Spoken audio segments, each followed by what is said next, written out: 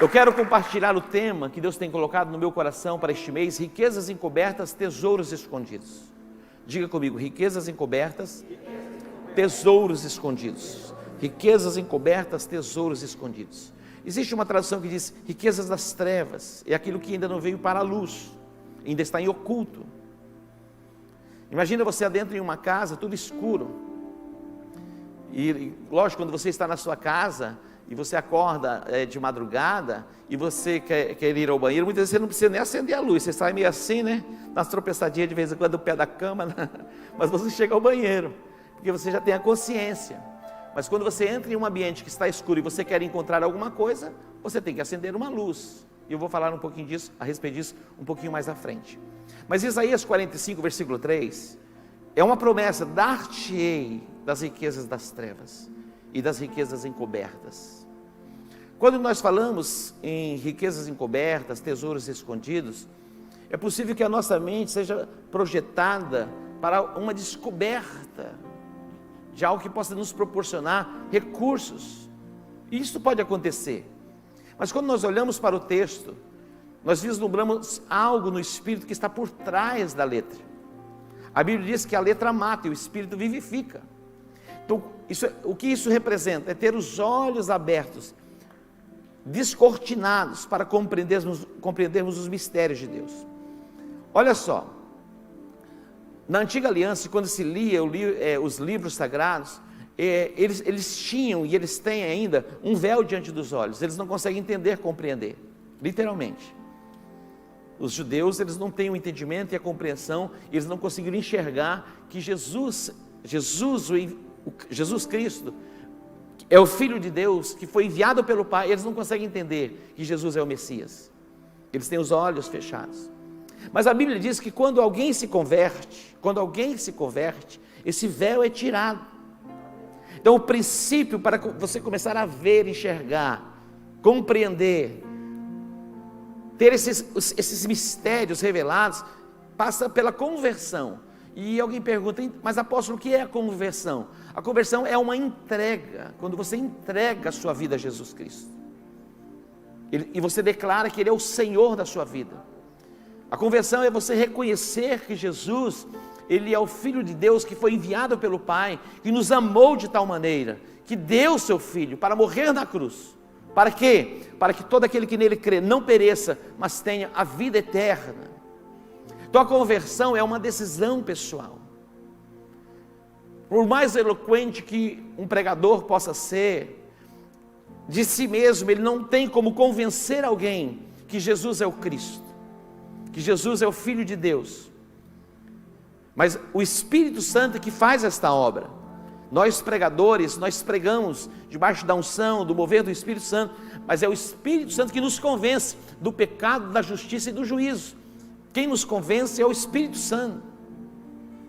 Então quando alguém se converte, o véu é tirado, mas nós não recebemos de imediato toda a revelação, todo o entendimento. Nós compreendemos que Jesus é o Filho de Deus, nós entendemos e nós passamos a crer e acreditar que Ele morreu na cruz. Nós acreditamos que Ele ressuscitou ao terceiro dia, e nós o invocamos, e a Bíblia diz: todo aquele que o invocar, que invoca, ele recebe a salvação.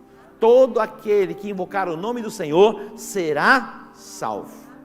Todo aquele que invocar o nome do Senhor será salvo. E aí é o portal que se abre. Somos processados em arrependimento, e o arrependimento nos leva a entrar no reino de Deus. Sem arrependimento ninguém entra. A primeira mensagem de João Batista, o foco era arrependimento. Quando Jesus entra no cenário profético, assume o ministério, assume a sua chamada e começa a desenvolver seu ministério, a mensagem de Jesus era arrependimento. Arrependei-vos, porque é chegado a vós o reino, e ninguém entra no reino e vive o reino se não for processado em arrependimento. A primeira mensagem pregada pelo apóstolo Pedro, depois que o Espírito Santo foi derramado sobre os 120 ali no cenáculo em Jerusalém, a primeira palavra, ele prega a palavra e as pessoas vieram a ele, e ele disse assim: olha, arrependei-vos e cada um de vós seja batizado em o nome de Jesus. Olha isso, arrependei-vos e cada um de vós seja batizado. Riquezas encobertas e tesouros escondidos fala do que está por trás da letra. Quando alguém não se converte e lê a Bíblia e diz assim, eu não entendo nada. Você já passou por isso? Ler e não entender nada? Lógico que nós ainda lemos e nós não entendemos todas as coisas. Porque a revelação, ela vem de uma forma gradativa. Gradativa. E nós precisamos estar prontos e preparados e prosseguirmos, trilhando o caminho do amadurecimento. A Bíblia diz que o herdeiro, enquanto ele é menino, em nada difere do escravo, ainda que seja senhor de tudo, está debaixo de tutores e curadores. O herdeiro, enquanto ele é menino, mas à medida que ele vai amadurecendo, ele vai compreendendo, ele vai aprendendo a administrar as coisas, aí ele vai poder tomar posse e administrar os recursos que ele herdou do pai. Mas uma criança, um adolescente, ele não toma posse da herança, porque ele não tem condições e a capacidade para administrar aquilo. Existe algo tão grande em Deus, tão poderoso em Deus e maravilhoso em Deus, e eu acredito que nós estamos nos preparando mais e mais para adentrarmos nessa jornada, que não é para uma semana, é para um mês, é para a vida, e não é apenas para uma década, porque Deus, Ele quer trazer luz, e esta obscuridade que invade a nossa alma, que nos deixa melindrosos, cativos. Já viu aquelas pessoas amarguradas, ressentidas, chatas? Você conhece alguém assim? Pelo amor de Deus, a proposta do Evangelho é nos libertar por completos. É verdade. Essa chatice toda pode sair. Tem pessoas assim? Meu irmão, impressionante. Mas esse não é o projeto de Deus. Riquezas encobertas, tesouros escondidos, fala o que está por trás da letra. Você sabia que o reino de Deus, ele tem mistérios? No capítulo 4 de Marcos, Jesus fala sobre a parábola do semeador. Certo semeador saiu a semear. Parte da semente caiu à beira do caminho. Parte da semente caiu num solo rochoso. Parte da semente caiu entre os espinhos. E parte da semente caiu no solo, onde produziu a 30, a 60 e a 100. Quando Jesus compartilhou esta palavra, estavam ali com ele os 12, eram apóstolos, já eram apóstolos. Eram apóstolos. E não apenas os apóstolos, mais pessoas estavam ali. Onde Jesus estava, sempre tinha alguém para ouvi-lo. Nós não sabemos quantas pessoas ouviram a respeito desta parábola. Era uma parábola. A parábola é uma figura de linguagens. E Jesus falava e ensinava por parábolas. 1/3 dos ensinamentos de Jesus, ele fez por parábolas. E tem um sentido por trás daquilo que ele está falando. Mas ele falava e as pessoas de fora não entendiam nada. Ficavam assim, meio que boiando. O que ele está falando? Não estou entendendo, não estou compreendendo. Quando Jesus termina a parábola, e ele estava só com os discípulos vieram a ele e disseram, olha, nós não entendemos o que você disse, traz luz para nós, revela-nos o que está por trás daquilo que você falou. Aí sabe o que Jesus disse? Se vocês não estão entendendo esta parábola, como vocês vão entender as demais? Aqui é um ponto de partida. Se vocês não estão compreendendo esta, como vocês vão entender as outras? Ele diz, olha, o que semeia, semeia a palavra. A semente mais poderosa da face da terra é a palavra de Deus. A palavra de Deus, ela traz consigo a capacidade de germinação. Eu me lembro quando eu fazia o meu curso ginasial, ali em Dourados, ali um território eminentemente agrícola, e no meu curso nós tínhamos um curso técnico, dentro de uma das matérias, era sobre práticas agrícolas, e ali eu aprendi sobre curva de nível, preparação do solo, e aprendemos a selecionar sementes. As melhores sementes, elas são separadas para plantar. Ninguém planta semente de má qualidade, ninguém planta semente de má qualidade. As melhores sementes, elas são selecionadas. Hoje, mexeram geneticamente, algumas sementes, ela tem a capacidade de produção aumentada, e para que pragas não venham a tirar delas do potencial. São as transgenéticas, como chama? Transgênicas? Transgênicas, as sementes transgênicas. Foi mexido como que no DNA, mas ninguém mexe no DNA da palavra de Deus. Pode aplaudir assim, ninguém vai mexer. E esta palavra, ela tem poder de produzir em nós tem poder de produzir em nós salvação, abrir o nosso entendimento para compreendermos os mistérios de Deus. Então, no particular, Jesus disse assim: olha, se vocês não entenderem esta, fica difícil vocês entenderem as outras. Eu vou explicar esta. O que semeia, semeia a palavra. Mas Jesus vai dizer assim: olha, a vocês é dado conhecer os mistérios do reino de Deus. Olha só, então a vocês que estão aqui, entregaram a vida a Jesus Cristo, a vocês é dado conhecer os mistérios do reino de Deus. Então o reino de Deus tem mistérios, é o que está por trás da letra. A Bíblia diz que a letra mata e o Espírito vivifica. Quando nós olhamos para o livro do profeta Daniel, no capítulo 9, Daniel capítulo 9, a Bíblia diz que Daniel estava ali na Babilônia, no tempo do reinado de Dario. E quando ele estava ali, eles foram levados cativos.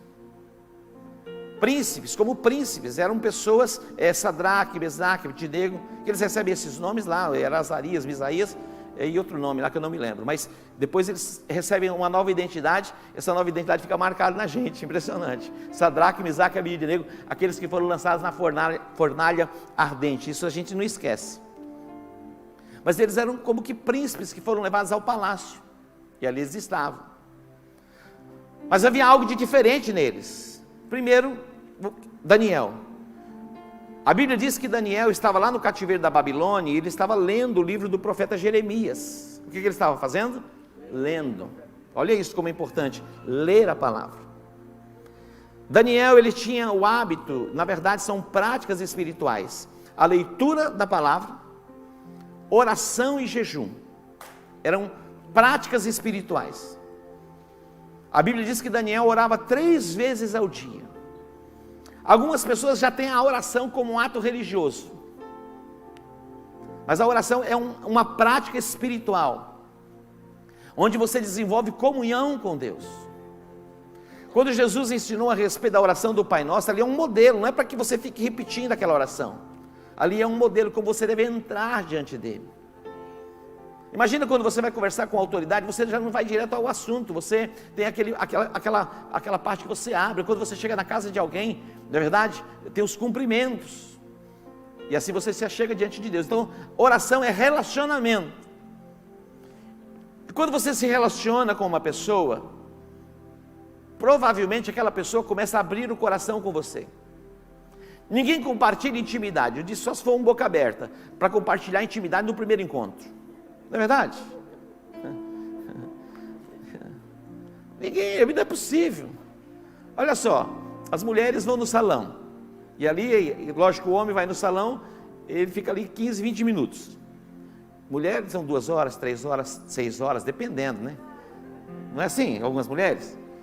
Eu ia no salão, eu fazia o inverso, vocês nem percebiam, mas fazia. Alguém fala assim: por que o cabelo do apóstolo embranqueceu assim tão rápido? Não, é que eu fazia o inverso, então ninguém percebia que era tão branco. E eu ficava no salão com o Fernandinho 1h30. Cansei, falei, não dá mais. Agora eu vou no Fernandinho, 20 minutos. 20 minutos, 15 minutos para ele cortar, lá voltar, acabou. Feliz da vida. Mas quando você fica muito tempo com uma pessoa, você vai desenvolvendo intimidade e vai abrindo o coração. É assim ou não é? Preste atenção. A Bíblia diz que Daniel, ele orava 3 vezes ao dia. Daniel tinha o hábito e a prática espiritual do jejum. O jejum é importante, ele é bíblico. Você vai encontrar o jejum, a prática do jejum, tanto no Velho Testamento quanto no Novo Testamento. Alguém pode dizer: eu estou na graça, na hipergraça, não tem nada de jejum, agora é a graça. Não, você vai ver que Jesus jejuou, o apóstolo Paulo jejuou, e tantos outros homens no Novo Testamento jejuaram, já era a nova aliança. E um dos homens que mais jejuou no Novo Testamento foi Paulo, muitas vezes em jejum, muitas vezes em vigília, oração.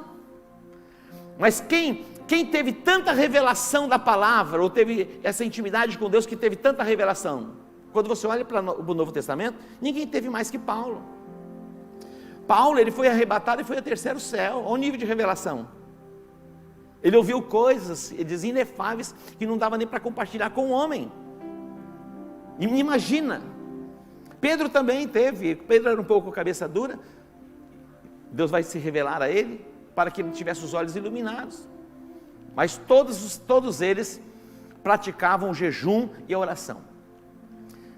A Bíblia diz que Pedro, ele ia ao templo, a hora nona, era a hora da oração, horário estabelecido. Oração com hora estabelecida.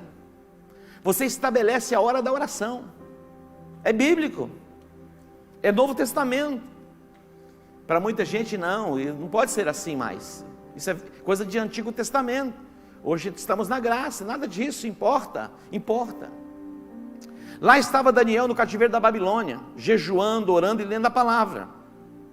A Bíblia diz, de repente ele entendeu. Pode projetar aqui, Daniel capítulo 9, versículo 2. Lendo o livro do profeta Jeremias, diz, eu entendi.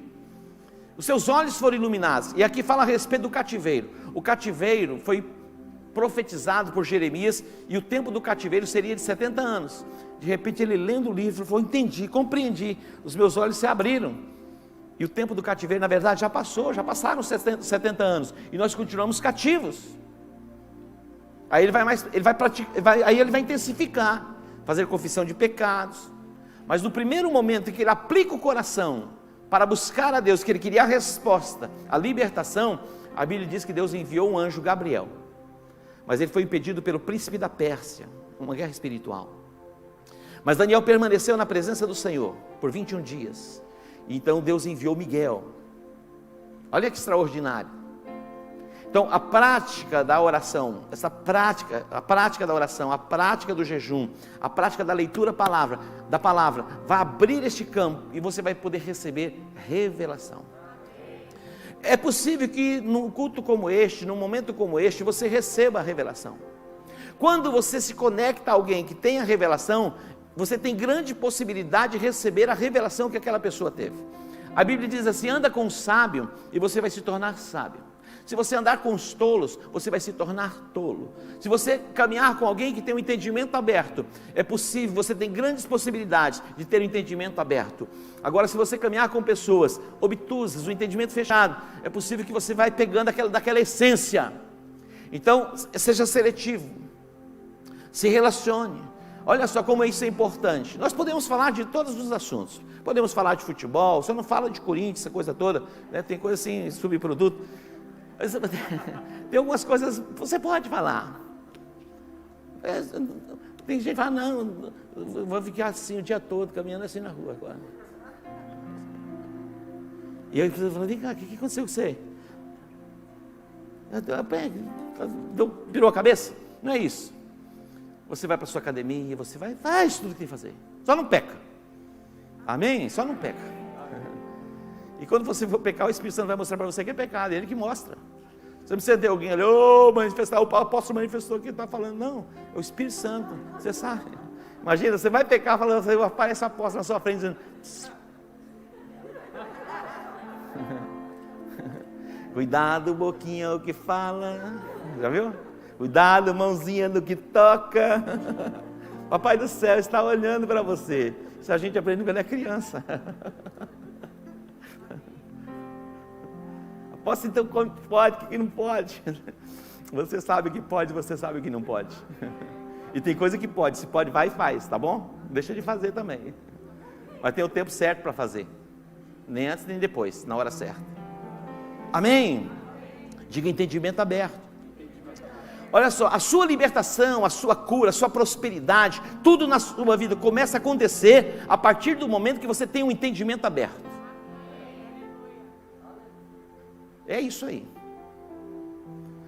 Abraão, quando ele saiu da sua casa, da sua parentela, porque Deus ordenou, sabe quem ele trouxe consigo? Ló. Já tenho falado a respeito disso, mas é possível que algumas pessoas nunca ouviram a respeito desse assunto, estão aqui. Ló era sobrinho de Abraão. Deus disse, deixa a tua parentela, vai para uma terra que eu te mostrarei. Mas ele trouxe Ló consigo. E o nome de Ló significa exatamente véu. O que é o véu? É algo que é colocado sobre os olhos. Hoje nós temos a máscara, né, que coloca sobre a boca. Imagina o véu. Cadê minha máscara?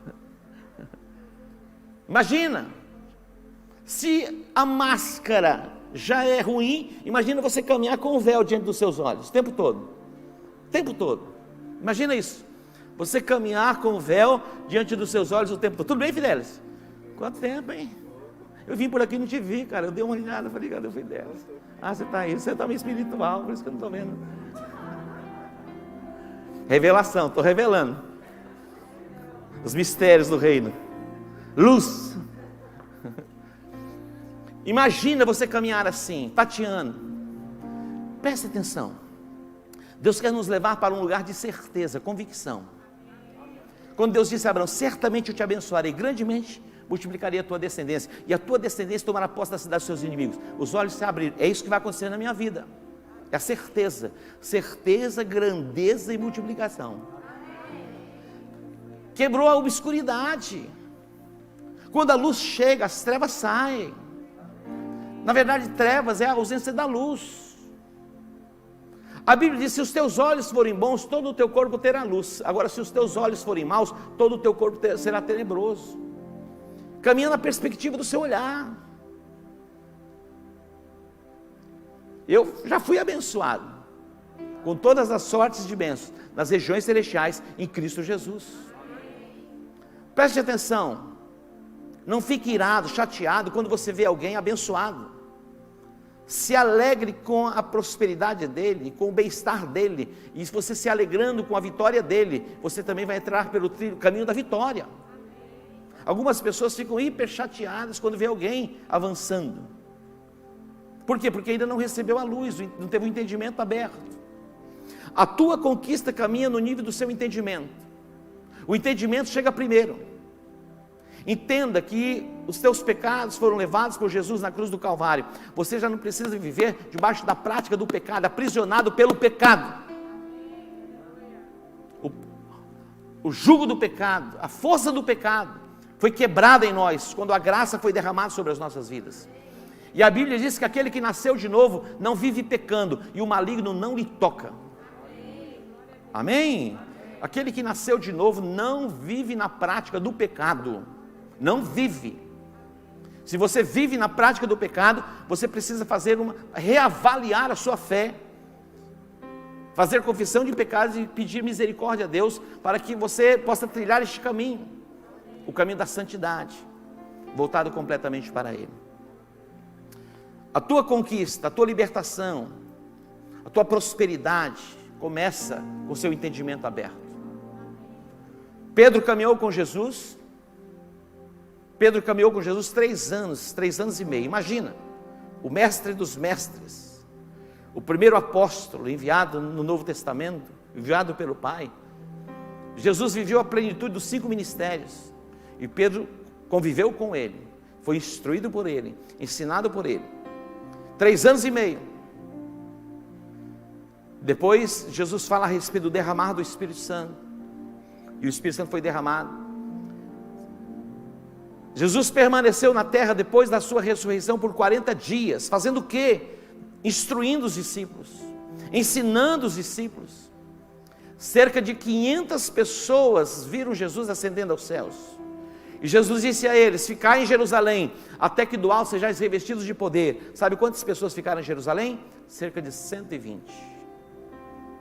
Nós estamos debaixo de uma convocação. Nós, como comunidade global, somos milhares de pessoas. Agora eu pergunto, quem está disposto a fazer parte, como esses 120, permanecendo neste propósito, incansáveis, com a vida no altar, clamando por avivamento, para que a igreja entre em uma nova dimensão de influência, clamando pela manifestação do poder, desenvolvendo intimidade com a palavra, desenvolvendo intimidade com o Espírito Santo. Cerca de 500 pessoas, mas 120 permaneceram. E eles são revestidos de poder, eles receberam virtudes. As cadeias da debilidade foram quebradas, eles se tornaram livres, ousados, intrépidos. Antes e depois do Espírito Santo. Pedro, ele vai orar, e aquele paralítico na porta do templo, pedindo esmola, Pedro diz assim, Pedro e João subindo ao templo para orar, nós não temos prata, nós não temos ouro, mas o que temos nós te damos, em o nome de Jesus Cristo, levanta e anda. E aquele paralítico foi colocado em pé. Imagina o poder. A Bíblia diz que a sombra de Pedro, quando era projetada, os paralíticos eram curados. Mas, somente no capítulo 10 de Atos, quando ele estava ali em Jope, ele estava fazendo o quê? Orando no terraço. Olha a prática da oração. De repente ele foi arrebatado, e ele viu os lençóis que desciam. Por 3 vezes ele via a mesma imagem, e a mesma voz: mata e come. Ele disse: eu nunca coloquei na minha boca coisa comum ou imunda. É o próprio Deus falando com ele. E Deus estava sinalizando e abrindo o entendimento dele para o mundo gentílico, porque na sua tradição judaica, mesmo seguindo a Jesus e sendo discípulo de Jesus, apóstolo de Jesus, cheio do Espírito Santo, curando enfermos, expulsando demônios, ele não compreendia e não entendia que gentil tinha direito à salvação. Eu e você estamos fora do plano da salvação. Para ele, só judeu deveria ser alcançado, até o capítulo 10 de Atos, 10 anos depois de Pentecostes. Então 13 anos caminhando com Jesus, 3 literalmente com Jesus na terra. Depois Jesus ascende aos céus, manda o Espírito Santo, 13 anos, mas só em Atos 10 ele vai ter o entendimento aberto e compreender que gentil tinha direito à salvação. Ele foi à casa de Cornélio, ele já chega assim: olha, vocês sabem que não é lícito a um judeu entrar na casa de gente como vocês, os gentios, de uma outra raça. Vocês sabem que não é lícito nem se aproximar, era esta a concepção, nem se aproximar, quanto mais entrar na casa. Mas eu vim porque Deus falou comigo, e Ele não faz acepção de pessoas. Agora a sua influência vai ser o que? Ampliada. Então no momento em que você tem o entendimento aberto, a sua influência é ampliada. No capítulo 15 de Lucas, nós vamos encontrar nesse capítulo 3 parábolas. A primeira, da ovelha perdida. A segunda parábola, da dracma perdida. E a terceira parábola, do filho pródigo, aquele que saiu da casa do pai e se perdeu. E também vamos ver o filho perdido na casa do pai. Imagina isso, essas 3 parábolas. A respeito da dracma perdida, a Bíblia fala ali que uma mulher perdeu uma das dracmas. E aonde ela perdeu essa dracma? Dentro da sua própria casa. Ela perdeu a dracma dentro da sua própria casa. É possível que algo esteja perdido dentro de você e você ainda não descobriu o potencial, não descobriu alegria, não descobriu gozo, não descobriu paz, não descobriu prosperidade. É possível que alguma coisa esteja dentro de você que você ainda não descobriu. Existe um potencial dentro de cada um de nós que nós ainda nem descobrimos. A Bíblia diz que o boi, ele não sabe a força que tem, senão ninguém o detinha. Existe algo poderoso dentro de nós que pode estar perdido, e nós estamos vivendo o quê? Aquém daquilo que Deus nos chamou para vivermos. Aquela mulher, ela perdeu a dracma dentro da sua própria casa. Ela tinha 10, ela perdeu uma. Para muita gente, perder um parece algo insignificante, mas você imagina você perdendo 10% da saúde, 10% da alegria, da paz, da prosperidade, do bem-estar. Imagina, parece que não é nada, mas é algo de grande valor. Deus quer você pleno, Deus quer você completo, 100%. E você pode viver uma vida assim, uma vida plena, uma vida abundante. A primeira coisa, atente para isso, a primeira coisa que aquela mulher fez foi acender a candeia. Por isso que eu disse, quando você entra em um ambiente escuro, tomado por trevas, e você coloca ali uma luz, por menor ou pequena que ela seja, é possível que você já consiga ver as coisas, e há uma grande possibilidade de você encontrar aquilo que você perdeu. Então a primeira coisa que aquela mulher fez foi acender a candeia. E como se acendia a candeia? A candeia, o combustível da candeia era o azeite. O combustível da candeia era o azeite. Eu sou do tempo ainda da lamparina. Eu morava em Dourados, Douradino, depois que veio a luz elétrica, era uma luz de motor, 10 horas da noite, 9 horas da noite, já não tinha mais luz. Ou do lampião, se usava o querosene. Mas nos dias de Jesus se usava o quê? O azeite. Existe algo por trás disso. O azeite fala da presença do Espírito Santo nas nossas vidas, que faz brilhar o nosso rosto. O azeite é uma grande fonte de riqueza. Quando nós olhamos para o livro de 2 Reis, quando aquela mulher perdeu o seu esposo, ela veio ao profeta e diz: olha, o meu marido morreu, ele deixou dívidas. Você, quando morrer, e vai demorar, você não vai deixar dívidas, você vai deixar um legado. Amém? Você não vai deixar dívida para que ninguém pague. Imagina, aquela viúva, ela tinha 2 filhos, e os credores estavam vindo para receber, e se pagava dívida, se não tivesse recurso, com filhos, e a própria vida, eram levados como escravos. Imagina isso. Aquela mulher, ela foi aonde? Ela foi ao profeta, diz: olha, meu marido morreu, e os credores estão me cobrando, eu não tenho com o que pagar, eles querem levar os meus filhos, o que eu faço? E aí o profeta disse: o que eu vou fazer por esta mulher? Começou a pensar, imaginar, mas ele fez uma pergunta para ela: o que você tem na sua casa? Olha que extraordinário isso. O que você tem? Qual foi a resposta dela? A tua serva não tem nada, senão um pouquinho de azeite. Olha isso. O Espírito Santo foi derramado sobre todos nós. Existe uma porção. Isso pode crescer, crescer, crescer, iluminar a casa, iluminar a cidade, iluminar a nação e dissiparmos as trevas. Você pode dar um aplauso a ele? A primeira coisa que ela fez foi acender a candeia. E a minha oração é que o Espírito Santo seja derramado sobre nós e esta luz inunde o nosso ser, dissipe todas as trevas e nós encontremos o que está perdido dentro de nós.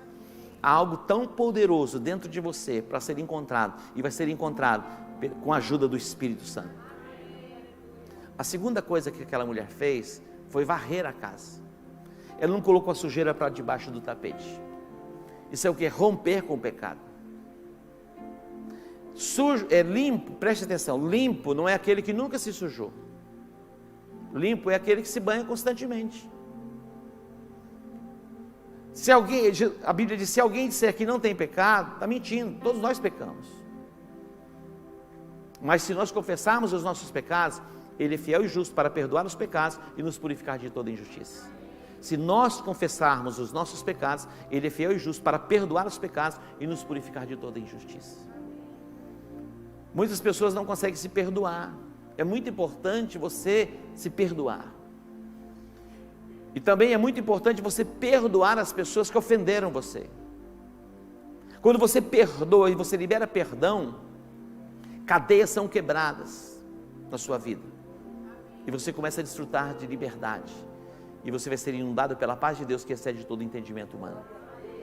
A segunda coisa que ela fez foi varrer a casa. Tirar toda a sujeira, toda a imundície. Colocar as coisas em ordem. Coloque a sua vida em ordem. Coloque a sua vida no altar. Ajuste as coisas. Ajuste as coisas.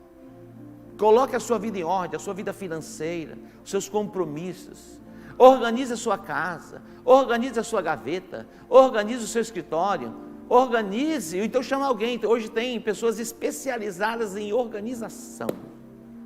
Isso é maravilhoso. Extraordinário. Uma pessoa, em todas as áreas. Tem pessoas especializadas em arrumar guarda-roupa. Tem pessoas especializadas em arrumar cozinhas, despensas.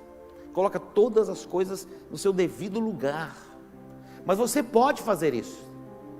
Comece a organizar as coisas na sua vida. Comece a organizar o seu mundo interior. Coloque em ordem. Não deixe pendências. Tenha a sua agenda. Faça as suas anotações. Faça a sua planilha. Seja organizado. E você vai poder encontrar todas as coisas. Uma das pessoas mais organizadas que eu conheço é o pastor Evaldo. É impressionante. Não é? É impressionante. Ele precisou da carteirinha do SUS para tomar vacina. E eu nem tenho carteirinha de SUS, eu acho. Ele foi lá no lugarzinho, a carteirinha do SUS estava lá. É impressionante, está tudo organizadinho. Isso é maravilhoso, facilita a vida. Então dê uma reorganizada no seu mundo interior. Algumas pessoas correm de um lado para o outro, desesperado, não encontram nada. Por quê? Desorganização. Aquela mulher, ela dá uma arrumada na casa, vai limpando a casa. E a terceira coisa que ela fez, buscou com diligência. Buscou com diligência. Jesus disse: olha, buscar em primeiro lugar o reino de Deus e a sua justiça, mas buscar com o quê? Com diligência. Sabe por que a casa de Obed-edom foi abençoada? Porque a arca ficou na casa de Abinadab por 20 anos, e você não vê falar da prosperidade na casa de Abinadab, mas pode ser que aconteceu, mas alguém disse que foi porque é a forma que ele recebeu a arca. Agora Obed-edom não, Obed-edom em 3 meses mudou a sua história. Todo Israel viu a prosperidade de Deus na casa de Obed-edom. Nós, quando vamos a Israel, nós temos a oportunidade de estar lá em um lugar onde se estabeleceu como a casa de Obed-edom. O pastor Aldo morou lá por um tempo. A casa de Obed-edom, a forma que ele cuidou da arca, com diligência, se entregou, teve zelo. A Bíblia diz que a sua casa foi abençoada, e em 3 meses, todos viram a prosperidade de Deus. Eu quero profetizar, nós estamos nesta caminhada, despertados pelo Espírito Santo, em um tempo de consagração. Eu quero profetizar que em 3 meses, nesse processo de organização, acendendo a candeia, varrendo a casa e buscando com diligência, todos vão ver a nossa prosperidade. Todos vão ver a nossa prosperidade. Esta cidade já tem visto e verá. Estou arrepiado aqui. Olha só, a cidade já tem visto a nossa prosperidade. Mas eu acredito que nada dá para se comparar o que Deus quer fazer e o que Deus vai fazer.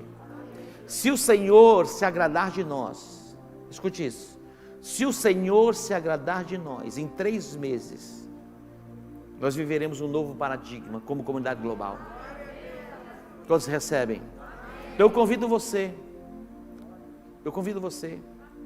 para colocar a sua vida no altar, romper com a vida de pecado. É estarrecedor, mas disse que dentre esse BBB, este é o mais visto de toda a história.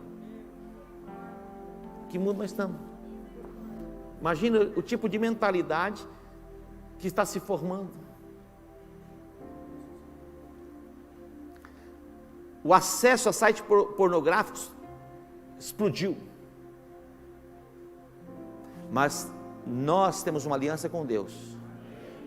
Estamos colocando a nossa vida no altar, construindo altares, e o nosso corpo colocado como sacrifício vivo.